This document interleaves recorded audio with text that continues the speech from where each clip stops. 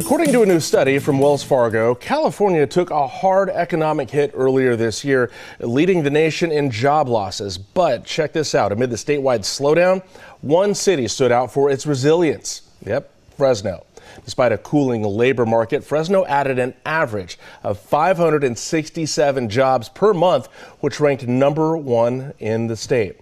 And on this Wired Wednesday, GV Wire reporter Edward Smith joins us live from the GV Wire studios in Fresno to unpack some of these numbers there. Good morning, Edward. Hey, good morning, Justin. All right, so let's talk about what makes Fresno different than the rest of the state when it comes to employment. Yeah, so like you mentioned, California was hit the hardest across the nation, but, Fresno stood strong, and Fresno actually gained a lot. Most of the gains were in the healthcare and education sector. We had some losses in the transportation sector, but Fresno overall gained, and that was largely due to what economists say was a younger population. Okay, so it's younger people there. So is that compared to the rest of the state then, as far as the population growth? Is it more younger people coming? How is that working in terms of population growth? Yeah, definitely. So a lot of it is actually natural growth. People having more kids. There are young people coming in, but the average age here in California, in Fresno, is 34 compared to 38 in the state and 39 nationwide. Another company did a study showing that Fresno is actually the most Google searched in the past this year for people looking to move here. Fifth most in the nation, beating out places like Las Vegas. So people are looking to come here as well.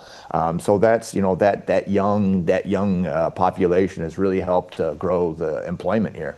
Yeah, it's so interesting. Why do you think that is? Is it a cost of living thing, just being in California as compared to other parts of the state? What does that younger population mean for the overall economy? Yeah, so cost of living is always going to be a big thing here. People are looking for, when you look at California, Fresno is going to be the place to be. We've got that urban feel, but at the same time, we've still got that, affordable cost of living, at least compared to other regions. Some people might disagree. Sure. So do we have any challenges up ahead here in Fresno, economically or otherwise? Yeah, so one sour note from the Employment Development Department was that ag losses were actually the worst they've ever seen for going from February to March. Now, typically, ag losses are typical from February to March. We've got a lot of pruning jobs; those dry up, and the season hasn't quite picked up. But what the EDD saw was that this was actually the worst that they've ever seen, that they've ever counted. And a lot of that is due to a lot of wine growers are pulling out vineyards, so there's a lot less work. There was a lot less work for that. The ag is really struggling right now, and that's one sour point that picked up, as well as future tariffs. That could be seen later in the year, the impact from tariffs. But the ag's going to be the big one, though. Is there any way to gauge whether that's going to balance out as we get closer to the harvest season?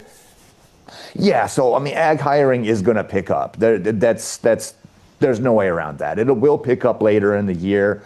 But in terms of, water availability, low commodity prices, ag still has a long way to go in terms of getting back to employment. And it may never get that way. As mechanization grows, it may never get back to how robust it was in terms of the economy and being able to provide the jobs it once did. All right. Last question for you. Where does California rank among other states for job growth so far this year, especially since the beginning of 2025?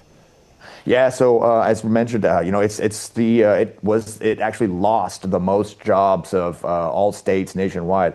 High interest rates have really impacted debt-heavy sectors like tech. Those had big job losses. Transportation, so a lot of transportation jobs had major job losses. Yeah, California suffered the worst in terms of job losses over the first 3 months. Well, hopefully things start swinging back our direction here. Edward Smith with GV Wire, thank you so much for joining us on this Wired Wednesday. Great day. We'll be right back.